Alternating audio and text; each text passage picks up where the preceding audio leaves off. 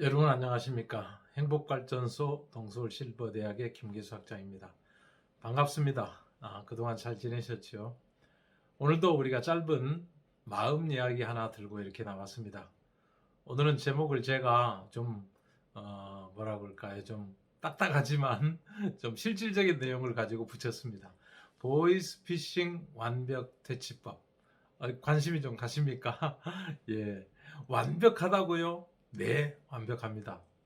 오늘 이 강연 들으시고 한 20분 진행되는 짧은 강연이죠. 들으시고 마음에 이렇게 남는 게 있으면 보이스피싱은 완벽하게 퇴치가 되리라고 확실하게 믿습니다. 그러면 우리가 강연을 같이 한번 진행해 보도록 하겠습니다. 호응해 주시고 마음으로 이렇게 따라와 주시면 훨씬 효과적입니다. 보이스피싱 얼마나 문제가 큽니까? 1년이면 2020년 기준으로 7천억이 손실이 일어났다고 하더라고요. 수만 명의 사람들이 이걸 당합니다. 우리가 나는 아니라고 생각하지만 여러분 아마 근처에서 당한 사람분들도 꽤 되실 거예요. 저만 해도 주변에 꽤 많습니다. 이 보이스피싱 하는 사람들의 주 타겟이 노년층, 청년층이랍니다. 왜? 그들이 가지고 있는 자금들이 굉장히 이렇게 중요한 자금이거든요. 노년 준비 자금. 그 다음에 또 뭡니까? 이렇게 정착 준비 자금. 너무너무 이렇게 중요한 자금. 없으면 진짜 이렇게 거의 죽음인 것 같은 그런 자금들을 지켜야 되는데, 그걸 빼내먹는다는 거예요. 그래가지고 사람들이 그걸 뺏기고 나서 참 이렇게 암담해가지고, 예? 자살하는 사람들도 있고 그렇다고 들었습니다.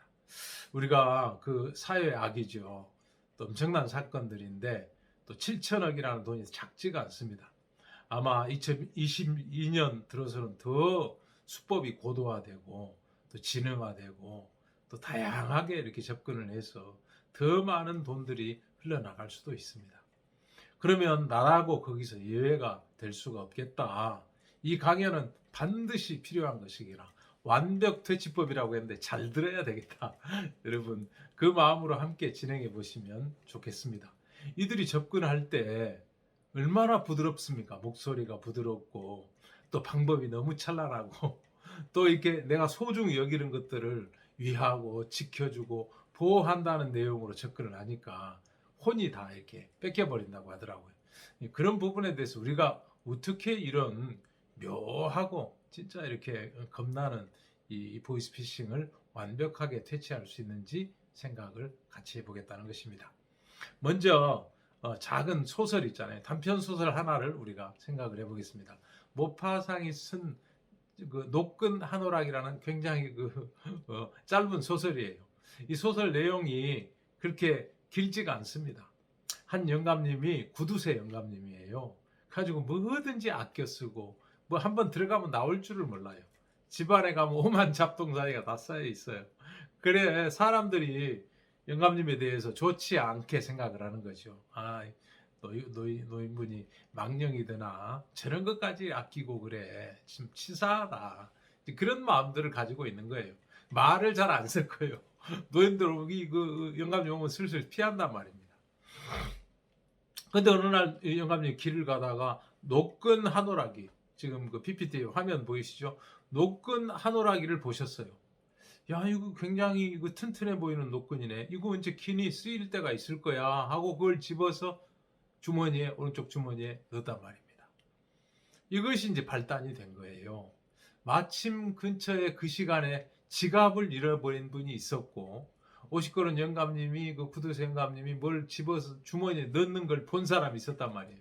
그 묘하게 그게 일치가 돼가지고, 그 영감님이 지갑을 주워간 게 분명해. 어? 절대 안 나와. 그 얼마나 구두쇠인데 말도 붙일 수가 없어. 그거 절대 내놓을 뿐이 아니야. 이제 그러고 있는데 한 2주 이렇게 지나고 그 지갑을 주운 사람이 나타나가지고 주인한테 돌려준 거예요. 내가 그때 주울 때 바로 연락한다는 게 내가 좀 급한 일로 좀 늦었네.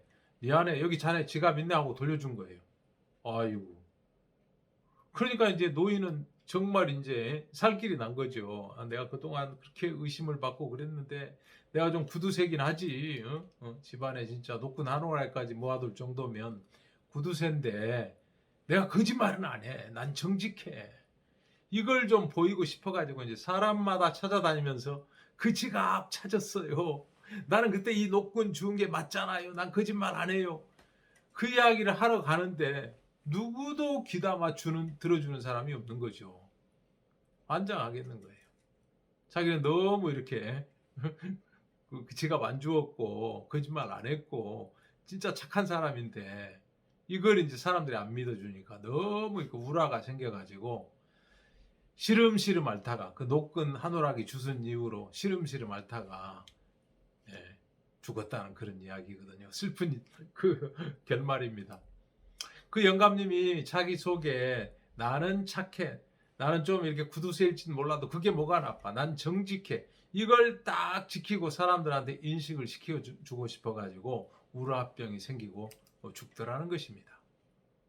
네, 보이스피싱과 관련된 직접적인 사례를 한두 가지 더 보겠습니다.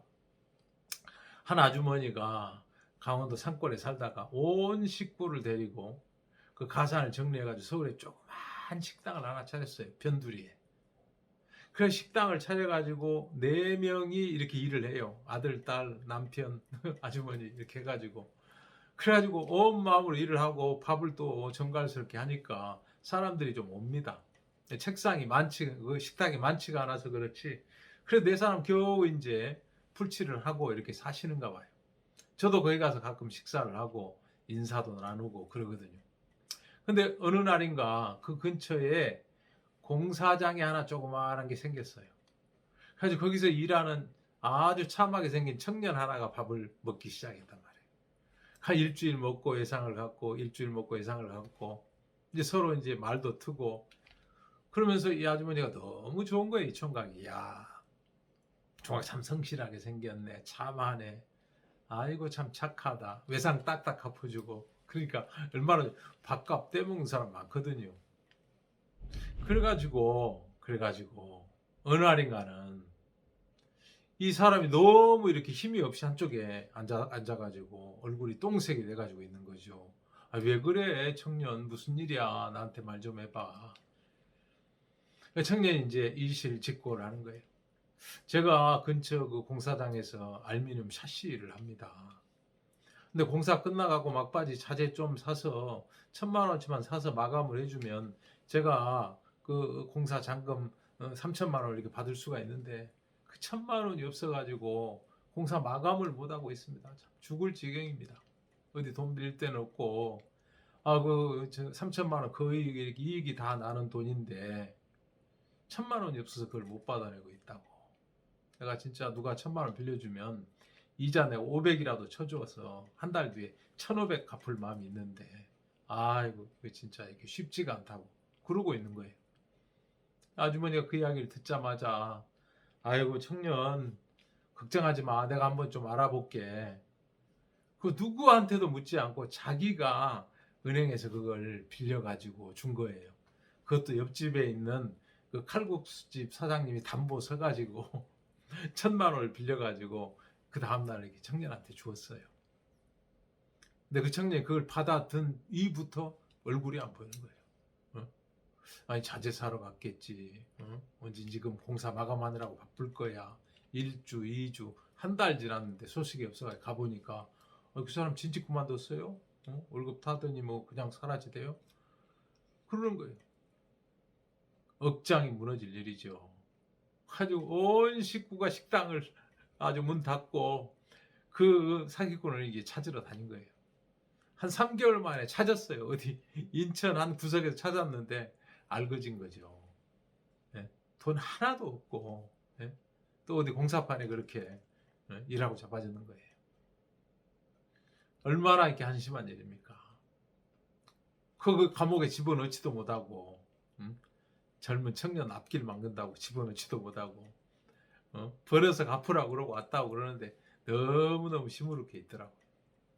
그래서 제가 그 이야기 들으면서 아주머니 앞으로도 이런 사기 치는 사람들이 꼭 있습니다. 그 방지할 수 있는 길을 제가 하나 알려드릴 테니까 좀 들어보실랍니까? 아이고, 뭐 무슨 이야기예요? 한번 해보세요. 그러는 거예요. 그 제가 이야기 드렸죠. 아주머니는 그 청년이 참하고 안 됐어서 돕고 싶은 마음으로 시작하셨죠. 맞다는 거예요. 그럼 아주머니가 그 본 눈이 맞습니까? 틀립니까? 참하고 성실하고 괜찮은 청년이었는데 그 청년이 맞습니까? 사기꾼이었습니까? 사기꾼이었습니다. 결국은. 그러면 아주머니 눈이 틀렸구나. 내가 보고 생각하는 것이 많이 틀리는구나. 이걸 인정하셔야 되고, 진짜 두 번째 더 중요한 것은, 나는 내가 좀 어려워도 좀 참하고 안 된 사람 보면 돕고 싶어. 난 착한 사람이야. 그 생각 버리시는 게 좋습니다. 안 그러면 또 비슷한 케이스에 또 당해요. 아주머니, 그리고 실제로 이렇게 보면 1,000만 원 한 달 빌려가지고 1,500만 원 받으려고 한 그런 케이스잖아요. 그런 사람을 우리는요, 칼만 안 들었지 강도라고도 이야기합니다. 기분 나쁘시겠지만. 근데 이걸 마음에 두시면은 절대 앞으로 사기당할 일이 없습니다. 그 이야기를 제가 그렇게 해드렸어요. 그랬는데 아주머니가 저를 좀 멀리 하더라고요. 너무 이야기를 짧게 순식간에 해서 그런지 몰라도 피하시더라고요. 응? 자기는 좀 불쌍한 청년 도왔고 좋은 마음으로 했는데 뭐 칼만 안 들었지 강도? 내가 보는 것은 다 틀려?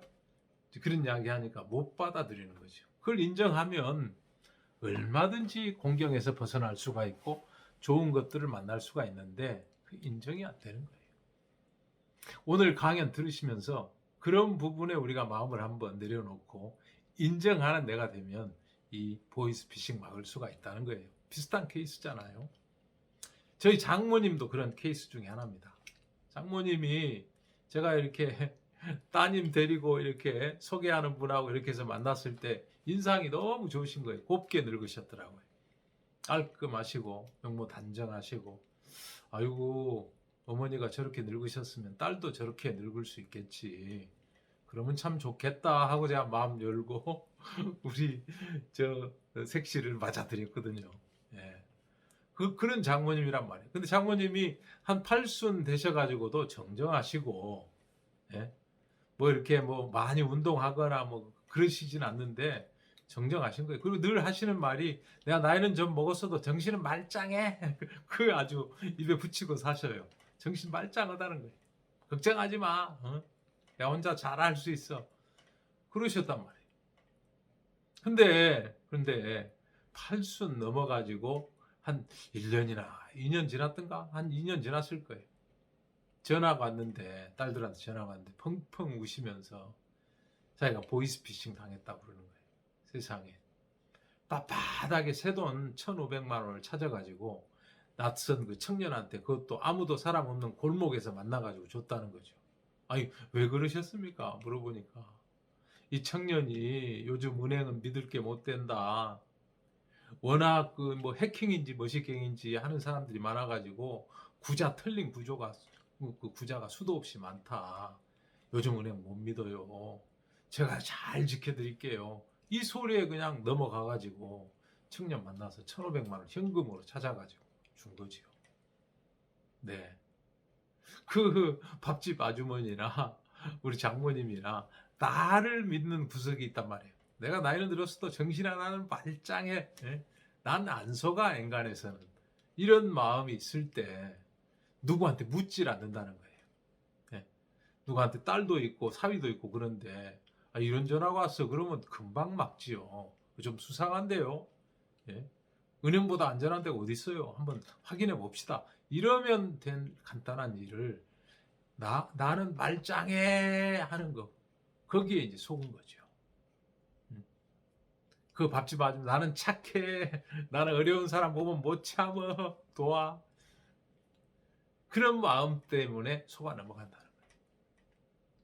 자, 그럼 성공적인 케이스 한번 이렇게 보십시다. 여기 계신 목사님 인자하게 생기셨죠? 굉장히 이렇게 머리도 허옇고 나이가 많으십니다, 이분도. 근데 이분은 얼마 전에, 수년 전에 이렇게 보이스피싱 전화를 받았어요. 너무 그럴듯하다는 거죠. 어르신, 요즘 새로 카드를 새로 만드셨습니까? 아니요, 카드 만든 거 없는데. 그럼 혹시 주민등록증이라도 빌려주신 거 없어요? 글쎄, 나 잘 모르겠는데. 아니, 저희가 여기 신세계 백화점인데 어떤 사람이 어르신 명의로 된 카드를 가지고 170만 원을 결제했습니다. 그 어르신이 이렇게 한꺼번에 뭘 사시는 분이 아닌데 카드 이렇게 쭉 조회해 보니까 그것도 새 카드로 나왔고, 그래서 제가 전화를 드린 겁니다. 이거 저 빨리 은행에 가서 통장을 이렇게 좀 바꿔놔야 될 것 같습니다. 제가 그 은행에서 만나십시다. 제가 좀 도와드릴게요. 그렇게 전화가 온 거예요. 얼마나 이렇게 친절하고, 아유, 백화점에서는 진짜 서비스가 만점이다. 아이고, 그런 일 있으면 막아야지. 얼른 가서 그 170만 원도 이게 내가 쓴 게 아닌 걸 밝혀내고 너 돈을 지켜야 되겠다. 그래가지고 일어나서 이제 옷 입고 핸드폰 챙기고 또 통장 챙기고 도장 챙기고 가지고 막 일어나가려고 그러다가, 가만, 내가 이거 나이도 많고 어? 많이 무딘데 몸도 굼뜨고 이거 나 혼자 가도 될까? 아니야, 이럴 때 우리 교회 신도들 중에서 그래도 은행 경험 있는 사람을 좀 같이 가면 좋겠다. 그래야 내가 은행에서 뭐라고 하는지 또 답변도 되고 그럴 것 같다. 가지고 그 신도 전화번호를 찾아가 전화를 했어요. 아, 내가 지금 집 근처에 있는 어디 은행에 가는데 혹시 시간이 되면 좀 도와줄 수 있느냐? 아유, 목사님, 제가 바로 달려가겠습니다. 그래가지고 그 사람 은행에서 만나기로 하고 나서려다가, 아이고, 은행까지 가는 것도 다리가 떨린다. 내가 지금 너무 당황스러운데 혼자 가서는 안 되겠네 하고 또 전화를 했어요. 이제 근처에 계신 젊은 목사님을 부른 거예요. 아이고, 나 이런 일이 있어가지고 지금 은행 가는데 아무래도 혼자 가서는 좀 뭐 일을 그르칠 것 같네. 자네가 좀 같이 가줄라는가? 아유, 목사님, 네, 제가 좀 빨리 가겠습니다. 조금만 기다리십시오. 그래가지고 집에 두 분이 나오다가 마침 그 앞에 이제 경찰서가 있는데, 아니, 저기 들어가서 이거 좀 사건이 커질 수도 있는데 경찰 한번 모시고 가세, 그러시는 거예요. 아, 그러십시다. 들어가십시다. 가가지고 이제 경찰 한번 붙들고 자초지전 설명하니까 이 경찰 아저씨 피식 웃으면서, 아이고, 어르신, 그 전화기 좀 줘보세요. 전화기 딱 봐가지고, 아까 온 전화, 이 전화 맞습니까? 맞아요. 콕 눌러가지고, 여보세요. 응? 거기 어디십니까? 그럼 당신은 누구십니까? 여기 파출소입니다. 경찰서입니다. 그러니까 탁 끊어버리더라는 거예요. 할아버지, 이거 보이스피싱이에요. 예? 아무 일 안 하면 얼른 돌아가 집에 가서 그냥 쉬십시오. 이 은행 갈 일 아닙니다. 예? 이거 그냥 은행 가면은 난리 날 일인데 이 보이스피싱인 줄 알았으니까 집에 가시면 됩니다. 그렇게 이야기하는 거예요. 이 앞에 다른 두 분 사기를 당하고 보이스피싱을 당한 분하고 이분하고 차이가 뭡니까? 마음의 세계거든요. 아, 나는 부족해. 나는 나이가 많아. 굼떠. 내가 판단력이 흐려질 수 있어. 내가 은행 일은 서툴러. 내가 누구의 도움이 필요해. 내가 좀 물어봐야 돼. 누구랑 같이 가면 좋겠어. 이게 자동적으로 다 일어나는 거예요. 세 사람이나 무려. 예? 이분 연세 많으시지만 지금도 건강하게 1년에 수만 마일을 비행기를 타고 다니시고요. 설교를 그냥 1시간, 2시간 설교를 거침없이 하시거든요. 기억력 좋으시고요. 근데도 어떤 일이 생겼을 때 무려 세 사람을 이렇게 부르잖아요. 이 마음을 수입을 하자는 거예요. 어떤 마음입니까? 내가 물어보자. 내 생각은 틀릴 수 있어. 그 마음으로 일평생 살아오신 거예요. 내 생각은 틀리고 하나님 말씀이 맞아 하는 세계를 탐닉해 오신 분이에요. 그러니까 자기가 어떤 위급한 일이 생길 때 자기 생각대로 처리하지 않으신단 말이에요. 물어본다는 거죠. 은행에 다니는 형제한테 물어보고, 그런 일에 대해서 이렇게 길이 밝은 경찰서로 가고, 또 길 눈이 어둡고 또 혹시 실수하시니까 동료 목사를 부르고, 이렇게 해가지고 이 보이스피싱이 들어올 틈이 없잖아요. 네, 이 마음을 우리가 수입을 하자는 겁니다. 어떻게 해야 됩니까? 물어야 된다는 거예요. 주변 사람들한테 나는 몰라. 내 생각도 얼마든지 틀릴 수 있어. 내가 이렇게 혼자 하다가 일을 그르치지. 중요한 일인데 내가 혼자 하면 안 돼. 물어봐야 돼. 이것 하나만 마음에 오늘 이 강연을 통해서 마음에 넣어 놓으시면 100% 보이스피싱 방지할 수 있습니다. 네. 핸드폰 사례를 한번 들어보죠. 이 핸드폰에 기능이 얼마나 많습니까? 뭐 사진도 찍어주죠. 인터넷도 되죠. 유튜브도 보죠. 돈 결제도 하지요. 별별 일을 다 한단 말이에요. 전화하고 뭐 사진 찍는 건 유도 아니고요. 지금 이 보시는 동영상도 제가 핸드폰으로 찍은 거거든요. 예. 핸드폰, 이 작은 핸드폰도 기능을 알면 너무 편하게, 편리하게 쓸 수가 있어요. 기능들이 아주 잘 된 기능들이 많단 말이에요. 알면 알수록 편리하고 안전하게 쓸 수가 있어요.